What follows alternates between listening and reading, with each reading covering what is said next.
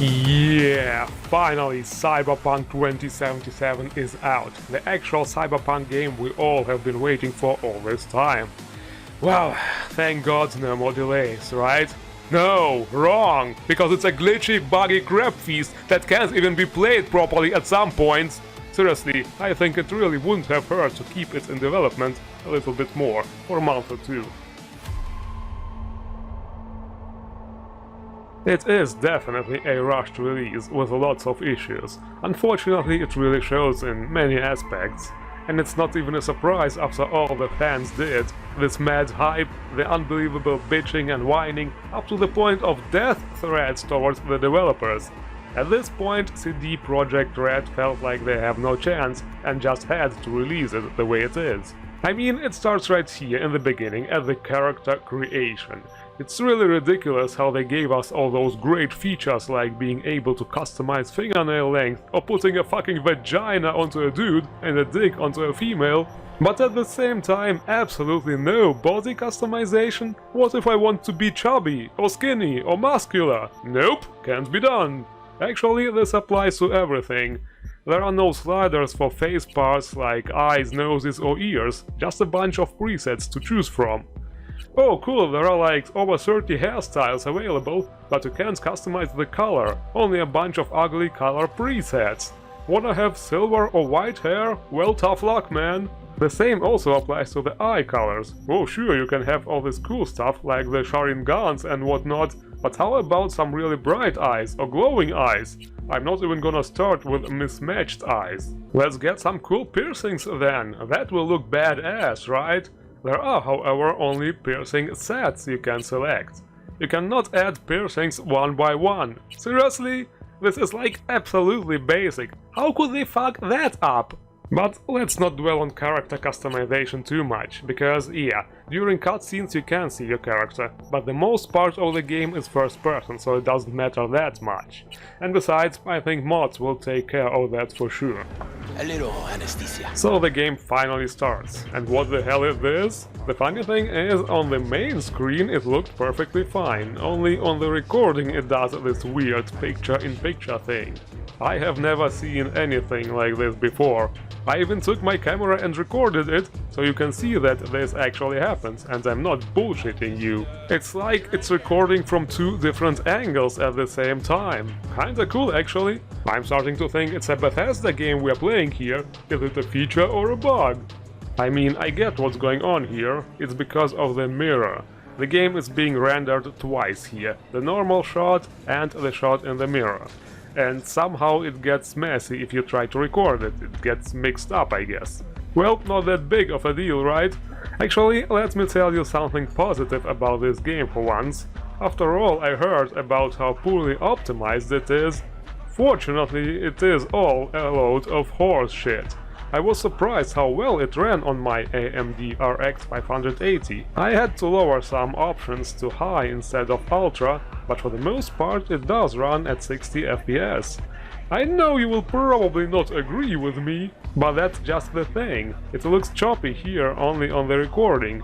I guess I just need a graphics card with more video RAM. Yeah, it's really too bad my so-called fans just don't want to support my channel.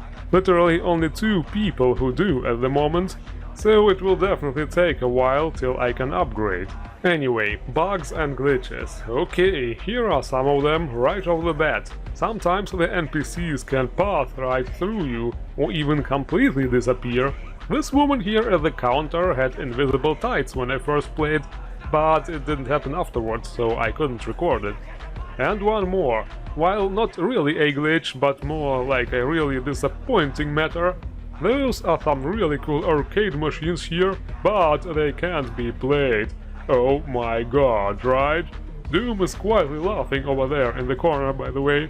Oh yeah, and the overall graphics are actually really nice. The models and textures can be pretty low quality at some parts if you look at them individually, but with all the bazillions of filters and lighting effects this game uses, the final picture does look really awesome. At least the PC port does, lol. So, the story starts with our friend Pepe here, who needs some help. Yes, yes, his name is really Pepe, fucking pee-pee-poo-poo, and he has a debt problem with this greasy Kirk guy. Hey, Coop. Want to talk? V, been a while? Spin it, what you need? Pepe asked me to talk you up. What, he too shy to hand over the Yetis himself? Tell him I don't bite. Not yet. How's your problem? Yes, with this fatso bodyguard, by the way. See, he can be fat, but we can't. Injustice! Yes, and Kirky Boy wants us to steal a badass car for him. He literally says Grand Theft Auto. Is this a JoJo reference? Mm-hmm. Cream ride there on the page. Only 4 of them in NC as of now. 1, Rayfield Regional Director. 2, Mayor Ryan. 3, a rental service. Uh-huh, and 4? Number 4 will belong to my client, just as soon as you clep it for me, that is. And now, let me introduce you to the biggest problem with this game, CTDs. Because you see, it does CTD every time you try to exit this bar. And it's not just a CTD, by the way, you also get a really awesome message saying, "Wah! Cyberpunk just shat itself!" It's like they're saying, "Hell yeah, motherfucker, look what our game can do!" Seriously, I would have preferred a "unfortunately the application stopped" message. I even started thinking it's because my PC is too lame, because it starts rendering the outside world and it's just too much for it. But then I read that actually a shitload of people have this problem. Here, this guy for example has an RTX 3090, so never fucking mind, it's not the graphics card, definitely. And it happens on all 3 story modes you can start with. Street Kid, which I chose here, right at the bar, Corpo, taking a seat, and Nomad when entering Night City. So congratulations, at this point the game is literally unplayable. But you will have probably noticed that the video is only half done, so yes, there is actually a third-party fix at the Nexus mod page. Apparently it's not about the graphics card, but actually the CPU. If your CPU does not support AVX, your game will crash, just like that, even if you have a super powerful rig. I really lost a big chunk of respect for CD Projekt Red here. Releasing a game that literally is unplayable for so many people, come on! But fortunately, modders to the rescue. And with this, it's also kinda like the first Cyberpunk mod review. Yeah. With that fix, we successfully exit the bar, take a ride with our old friend Padre, and even the gameplay finally starts to show up.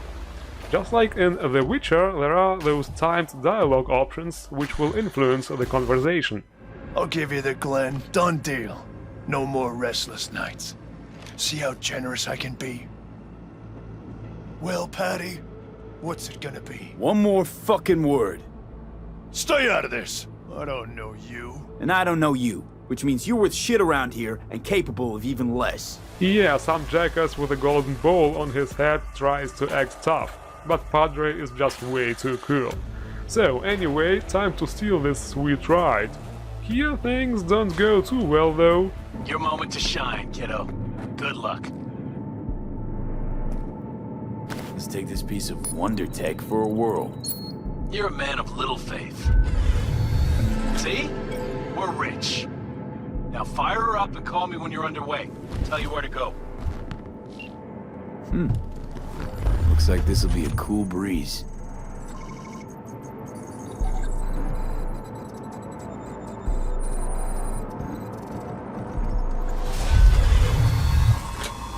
Get the fuck out. Get the fuck Okay. out. Easy. Nothing personal, compa. Just biz. Rayfield's mine. What, man? Never heard of Thieves' Honor? Finders Keepers? I was first. Listen, only 1 or 2 ways to do this. Friendly or fucked up. Either way, the ending's the same. I'm taking the car. What are you doing? Chingados?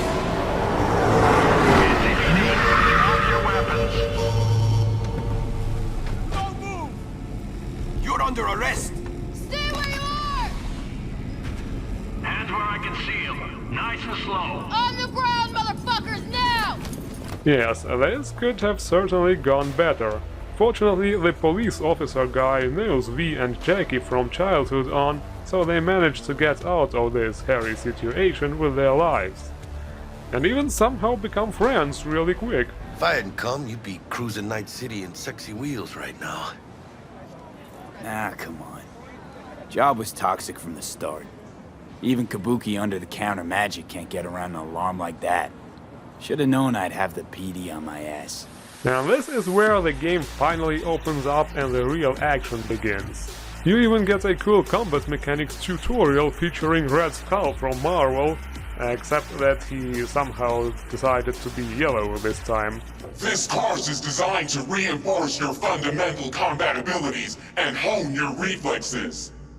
The skills you gain here will help you survive, even excel on the battlefield.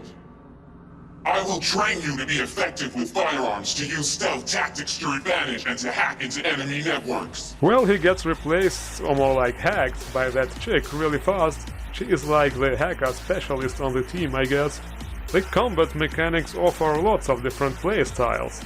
You can be super stealthy, marking the enemies, seeing their view cons on the radar, all Metal Gear style, hiding bodies in dumpsters and all, or hacking the environment to distract the enemies, also through cameras, just like in Watch Dogs. Hack the enemies' grenades to go off, yeah, that's really fun. There are also some hacking minigames.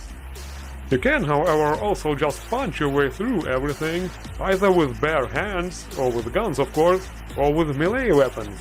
The gunning option feels really slow, definitely more like an RPG than shooter game. Take note on the flying numbers. Yep, definitely RPG. The hand-to-hand and melee combat is somewhat close to Skyrim. Light attack, heavy attack, block. There are also some timed blocks and dodges though. I have to say, the overall gameplay, however, does feel hella clunky sometimes. Sometimes you press the button and nothing happens. Sometimes the enemies get distracted, sometimes they don't. The melee combat, while it definitely works, also feels super clunky and unresponsive sometimes. The enemies also behave a bit dumb. I mean, I only tried the game on normal, so maybe that's the problem. Don't get me wrong, I think this game is really good. I would even say it's fantastic. This review just barely scratched it. There is just so much content and replayability with those 3 different passes you can take. It's just that it's pretty much in beta state right now. Sure, you can play it, you will definitely have a lot of fun, but it might also give you a headache. So it might really be better to wait for a couple of patches. It's not a must, of course. The most important thing is that you have fun. And with that said, thank you all for watching, and see you around. And why do these peeps come to NC? Well, to be street samurai like Morgan, Blackhand, and Wayland Boa Boa. The greater the risk, the bigger the bounty, kids. Or so they say. But you can only be a Major League player for so long. The faster you live, the faster you burn out. If you don't get a bullet to the brain first.